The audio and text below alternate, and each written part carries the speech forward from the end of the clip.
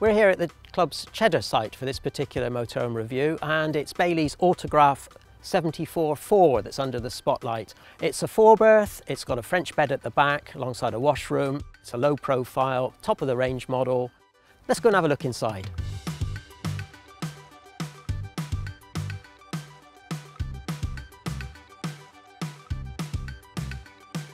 These autographs have great build credentials. Like all Baileys, they start off with Peugeot's Boxer cab, allied to an Alco chassis, so you get a superior ride and handling for starters. The bodywork is Alutech, it's GRP skinned with a GRP inner wall as well.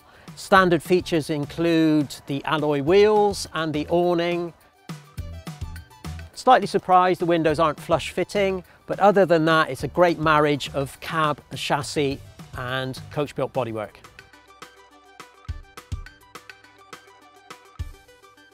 I do admire Bailey's proposition of what you see is what you get. So there are no hidden extras, no options, packs to order, etc. to bump up the price. And what you do get here is the top of the range 165 brake horsepower engine from Peugeot. It's a peach, it's much more refined than its predecessors. Obviously it gives a lot of oomph as well when you're driving. I've not driven this vehicle particularly far, to be honest, but I know it's going to be a goodie, especially as you've got the handling characteristics of the Alco chassis. So a much softer ride, more pliant, and a great cab inside as well. Padded steering wheel, air conditioning is standard. There's the cup holder center console, and there's the upgraded stereo with digital radio. So I think drivers will appreciate the all-round package here is a real good one. Let's go.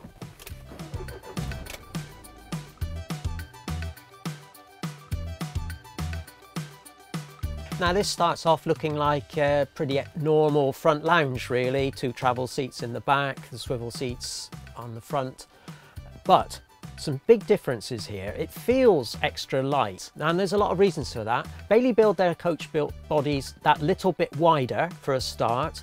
The upholstery is particularly light. There's the sunroof over here and the MIDI roof light over here.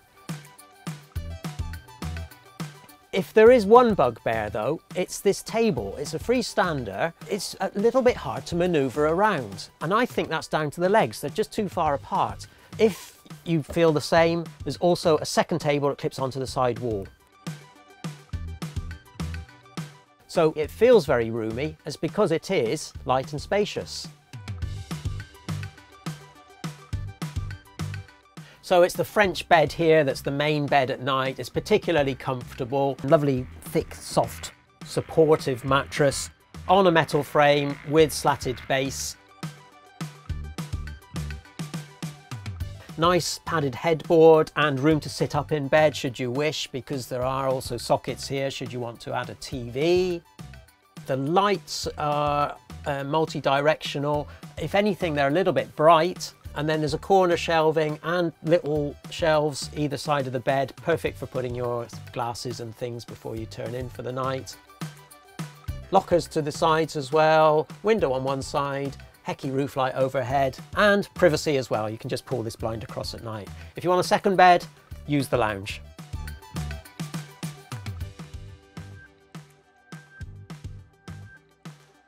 Quite a funny kitchen this, because Bailey has opted not to go L-shaped, although the space is there to do so. Does mean more floor, of course, which again adds to that feeling of spaciousness throughout the interior.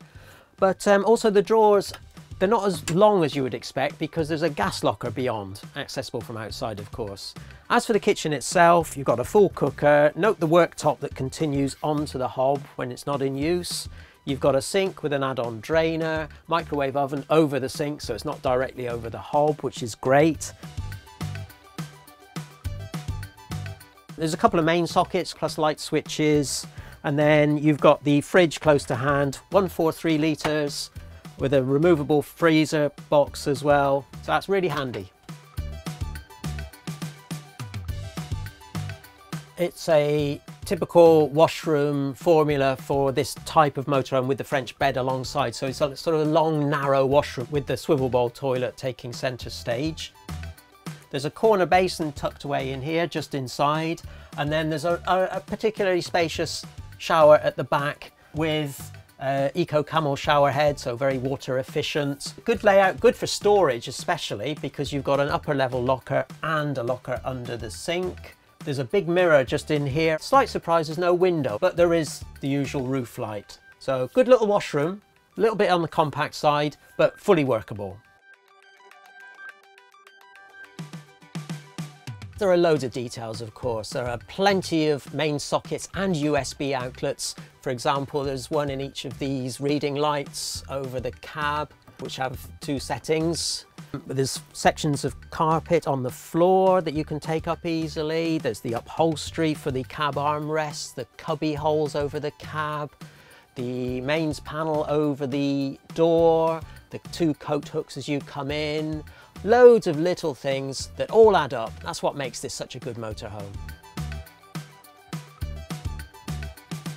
There's a lot that adds up here. There's the specification that goes all the way to Aldi heating. It's a top of the range model, but it's also based on Peugeot's Boxer with Alco chassis. So to come in at under 60 grand makes this something of a bargain.